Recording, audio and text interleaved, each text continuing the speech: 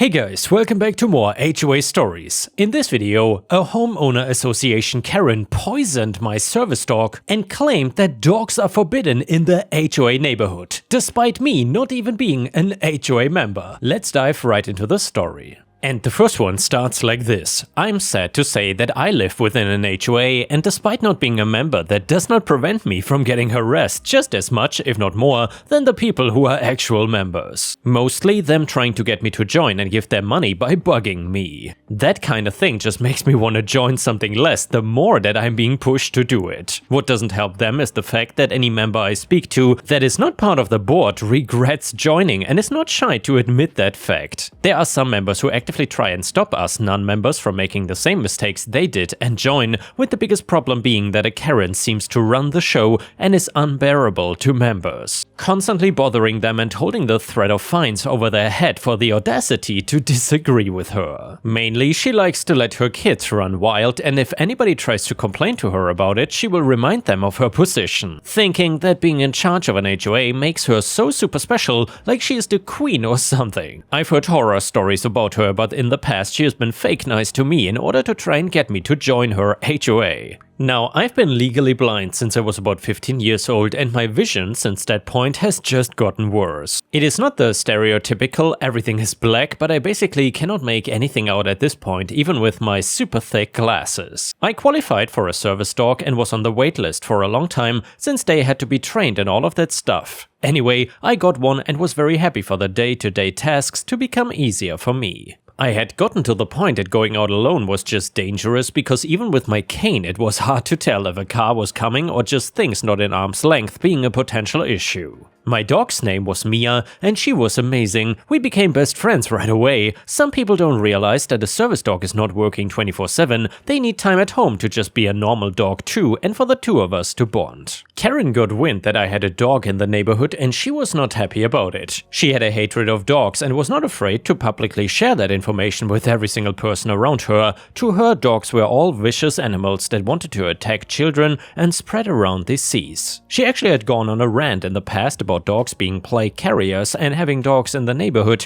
would mean that people were going to get actual plague and die. Me having a dog did not escape her knowledge for long, and when I was out for a walk with my dog, she had to run into me. I really believe she was following me, but that was just a feeling. Karen, what are you doing with that creature? Me, you mean my dog? I'm going down to the store to get some things. There's a little shopping center a few blocks away in walking distance. Karen, there's a strict no-dog policy in this neighborhood. I'm the one that put that bylaw into action, in fact. Me, good for you, I guess. Karen, get rid of it. It's the rules that you cannot have one. Me, well, first of all, my dog is a she, not an it, and second, I'm not an HOA member, which you know, meaning I don't need to follow your rules. Finally, and most importantly, she is a service dog, so she cannot be banned from anything. Karen, a service dog? You're pretending to be disabled to get past the rules, huh? How disgusting. Me, I am blind. You've seen me many times walking with a cane. You know that I'm blind. Karen, blind people don't wear glasses. Get rid of that thing or I'm going to.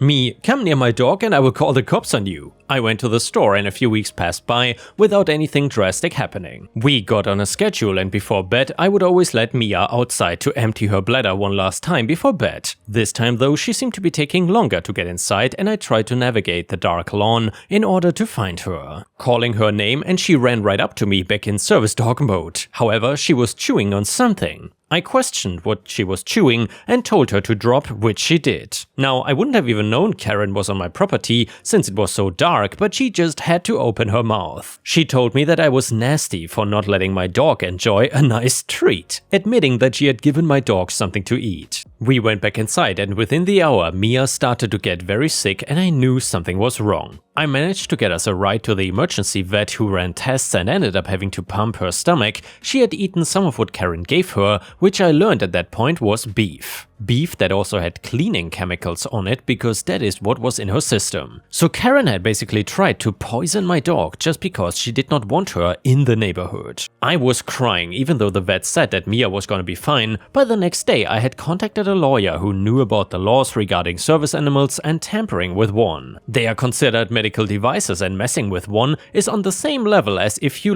smashed some old lady's oxygen tank or stole a wheelchair. It's a lot bigger deal than if she had done the same thing to a dog that was just a pet. I took her to court and had charges pressed against her for what she did. My lawyer spoke to the DA about what happened and gave proof of some printed things she had in some HOA newsletter talking about the dangers of dogs, going so far in it to claim that all dogs should be killed. She did not have much of an argument against what she had done, and the fact that her own ego was what got her caught was what amazed me. If she had said nothing and walked off, I would have never known how Mia got the poisoned food. She did try to argue that I was not a reliable witness because I was blind, and just wow, now you admit that I am blind when it benefits you, Karen. They believed me, and after being questioned, she did end up caving and admitting that she fed my dog what she called a treat. Now she was also claiming that she didn't know it had poison on it, but nobody was believing her story. It was clear that she didn't want me to have a dog in the neighborhood, and the previous threat she made was enough. She probably would have loved a plea deal at this point, but nobody was offering her one anymore. She had refused one earlier, and now she was going to get what she deserved. She got a prison sentence, which I was very happy about. I know that most of the time people don't serve the full time, but honestly, her being in prison at all seemed like proper revenge. I can only hope that people in there consider messing with animals the same way they see criminals that mess with kids. A bottom-of-the-barrel kind of person that is not going to make friends or have a decent time at all. Mia had a full recovery, and the incident is behind both of us. I did change where I let her out onto being the smaller backyard just so I could be sure nobody else was going to come up to her. My life is much better now with her in it and with Karen out of it. I have not been getting harassed by the HOA to join anymore, so I really think it was only Karen being pushy about it in the first place. And yeah, Ripe Stars, if you still enjoy the HOA stories, please don't forget to subscribe to the channel to not miss any of my daily uploads. Thank you so much, and the next one is an XXL relationship drama story. It is titled, I'm leaving because my boyfriend asked me first for a prenup. So I am 34 female, breaking up with my boyfriend 34 male because of a prenup. I've been with my boyfriend for about 2 years, everything is going well and we love each other. We've been discussing marriage and he mentioned he would not marry me without a prenup. We discussed this in detail and I did not like what he proposed. His family owns a lot of property, land and has lots of savings. After marriage he wants me to move into one of the houses his parents own. I told him that I'm uncomfortable building a life and a family in a house I have no ownership in, and he did not understand this. I told him I would prefer to rent a place together or we can live temporarily in one of his parents' houses and look at properties together, but he refused. He said he liked the houses his parents and he already owned, he said he would not buy other property, and he said he would not sell any of his property to buy one with me. He told me if I wanted to own property, I could save up money by living in one of these properties and invest in one myself. Well, the problem is, he would be entitled to half if we divorce, since my purchase would happen after marriage. He told me that I could pay his parents' rent if I feel like I don't belong on the property.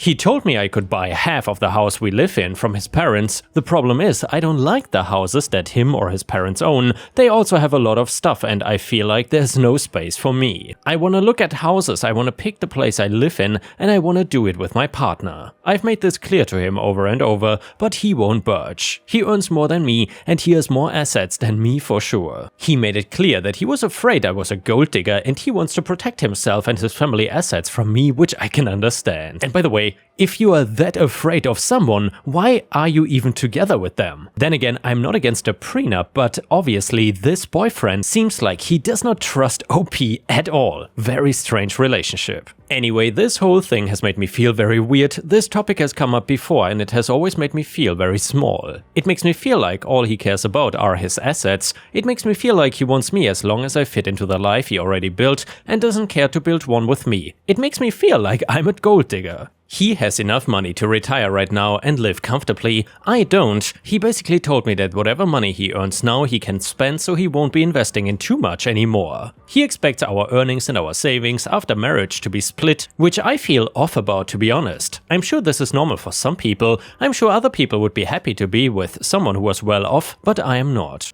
I want someone beside me building a life with me, not someone who has built a life with his parent and wants me as long as I behave and fit into his life, which is how he has been making me feel. So I am leaving him. I welcome opinions on this, but yeah, it's been too long that this has made me feel off about our relationship. I'm protecting my peace and leaving him with all his houses and money. And now some relevant comments to the story. OP added some context to the prenup talk during their relationship. He mentioned the prenup very early and I would keep asking him about the details, but he would keep it very vague and assure me that he would work it out when the time came. I never asked him about his assets and I actually never knew how much assets his family had. The only things I knew were from some of his one-off comments about certain assets, if he mentioned this tenant or that tenant, or this thing they have to repair, etc. I'd also initiated these conversations, by the way. He mentioned wanting to live with me and work towards marriage. I figured then that time had come. This is when I sat him down and asked him what he expected from me, what he wanted, and to clarify the conditions of any prenups he wanted to propose. He still tried to dodge my inquiry. It took so long for me to pull this information out of him. I guess I did wait 2 years, but marriage talk seemed like the right time to push him to discuss it. And now we got an update to the story, but before you read this, I want your opinion on this story. Do you think OP is overreacting, or rather, what would you have done if you were in her shoes? Would you have continued with this relationship, or you would have gotten out as quickly as possible to dodge an incoming bullet? Let me know in the comments. So, update, I know I'm missing parts, but I'll try to cover the important bits. Before I start, here's some important context. I have a stable and rewarding career, and though I don't earn as much as him,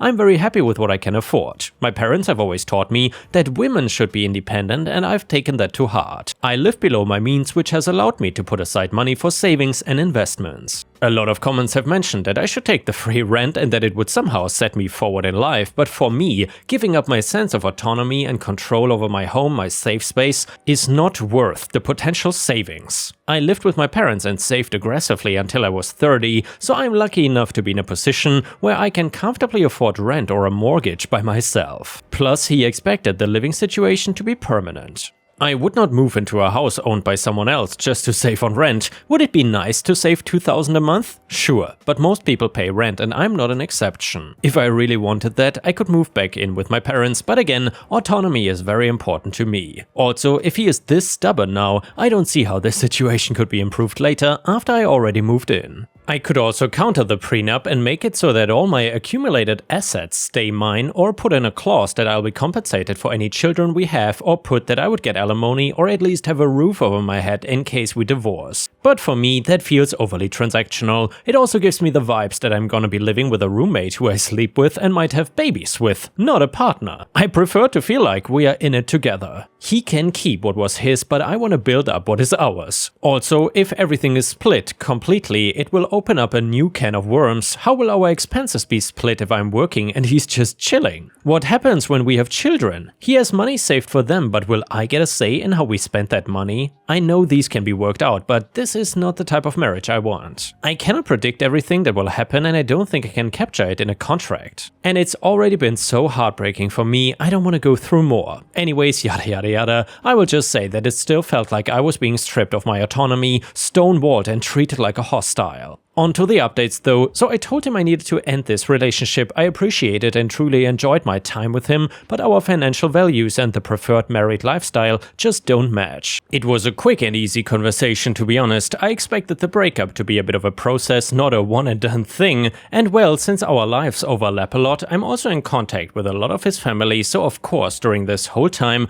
a lot of them got involved. But anyway, blah blah blah, not super relevant to the updates, so I talked with his parents and okay, I love his parents, I had a great relationship with them. I would go over to their house, we would have food, chat, watch TV, sometimes I would go to the party, stay host without my ex if he was busy. A few days after my talk with my ex, I went over to say goodbye. I didn't know if the prenup was family enforced or not, so I kept it very general and mainly focused on how the situation made me feel and what I was looking for in a relationship. His parents were shocked Pikachu faced when I told them why I was leaving. I'm gonna bullet point the rest. So his parents really want grandbabies, however, the ex's younger brother and sister-in-law do not want kids. They were so happy when I came into their lives and she found out that I wanted kids. His parents had created their wealth together, with his dad being the major breadwinner for most of the relationship. His mom was shocked at what he was offering me, saying these are not the values he was raised with. She had been effectively retired since almost 15 years ago, and she said ex's dad never made her feel uncomfortable because of the difference in earning potential.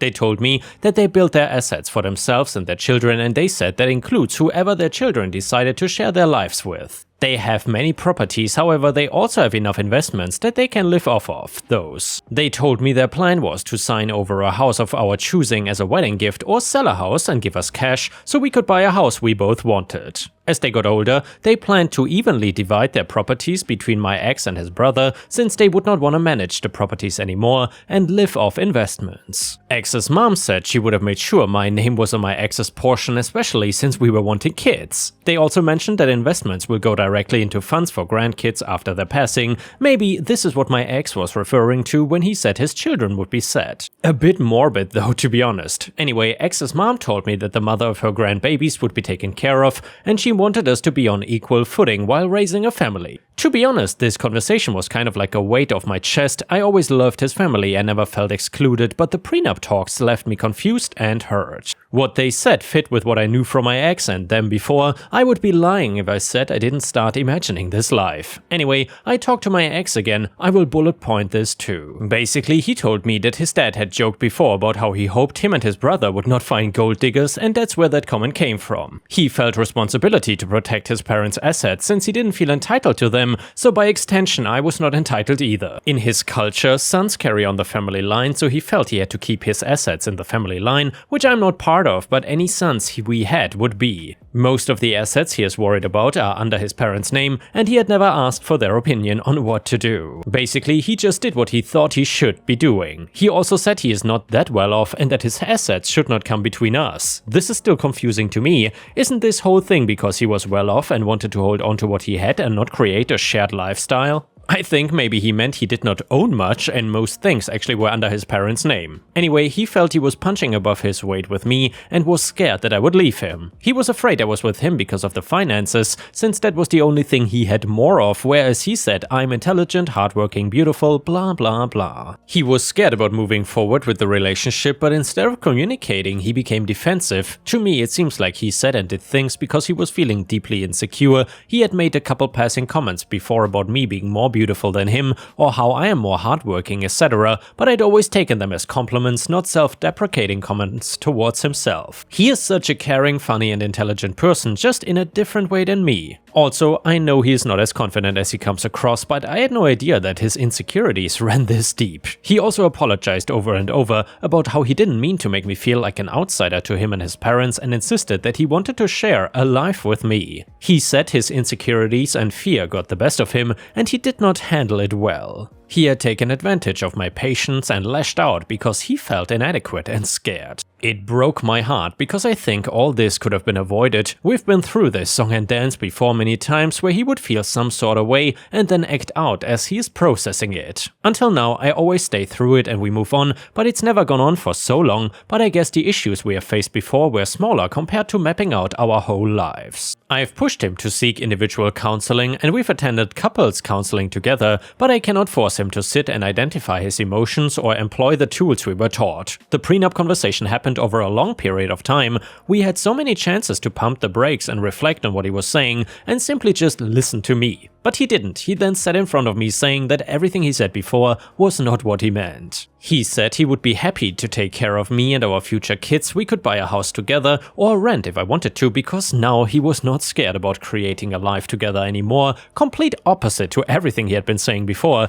but how unsettling is it that he seemed so completely comfortable and confident in the hurtful words he previously said and was okay with placing me in a very unequal position in the relationship. Despite me continuously trying to articulate what I wanted and how he was making me feel, he did not even consider my side over months. I know I have a good deal with what his parents are offering, and I know him and I get along super well, but I'm not marrying his parents. I cannot have his mom with us during every argument or life decision we take. Thinking back, I can count on one hand where we have run into issues and he was able to address it without acting up. Honestly, he's such a nice guy, but I cannot be his garbage bin every time he needs to sort out his feelings. It's already worn me down. He's a grown man, he's intelligent and intuitive, and he's had 2 years to learn how to communicate with me. And he is not. I honestly cannot tell if what he said to me is genuine or coming from his parents or coming from a fear of losing me. I could give him the benefit of the doubt again and move forward with the relationship as I've done in the past, but I'm tired. I think this is a fixable problem, but I also have not seen any improvements since we started dating. If anything, this prolonged experience has made me feel it's gotten worse. I will not make the mistake of investing in a man because of what he could be instead of who he actually is. If the last few months are a testament to how he handles stressful situations, I can only take things as they are and assume that they won't change. This whole thing has left me sour. Honestly, I don't need too much, but I do expect to be treated with love and support even during times of disagreement. I cannot just forget the feelings and words I have felt and heard over the last couple months. I cannot just unhear and unknow that he's afraid I'm a gold digger. That was just one of many comments that really hurt me. I think life will have a lot more ups and downs, and I cannot imagine what kind of difficulties we'll face if this is how we communicate even after identifying the issue and working on it in therapy. For these reasons, I'm still choosing to walk away. Very different from leaving because of a prenup, but it is leaving nonetheless. And to be honest, this hurts more. I know it will hurt for a while, but I pray I'll be avoiding heartache and complications in the future. Who knows? If it was meant to be, maybe we'll find our way back, but for now I've told him and his family that I need space and time. I know that it seems like I'm giving up a lot, but of course there are things I cannot put in a post. I actually wrote the above quite early, but I didn't post because I didn't feel like it was over, but now after this time, I know it is. It's been tough and it's only been a couple of months, but I'm sure I made the right call. It is tough watching everyone coupled up and having children, but it is what it is. I'm proud of myself for leaving, and I am slowly healing. And yeah guys, I would say OP definitely made the right decision here. You should not be pressured by what other people do. If they are having children, I mean, that's fine, but if you have not found the right person yet, I would say it's better to have children later than to have kids with the wrong partner. Anyway, let me know what you thought about this story in the comments. I'm very curious about what you have to say. And yeah guys, with this we have reached the end of the video. However, if you cannot get enough of my content, please don't forget to subscribe to the channel to not miss any of my daily uploads. And also check out my podcast by searching for Ripe Stories on Spotify, Amazon, Audible and other podcast platforms. You will often find exclusive episodes and early access to new content. Furthermore, please check out my Patreon by going to patreon.com/ripeyoutube or my YouTube membership program for even more exclusive stories. Thank you so much, and I will see you again tomorrow.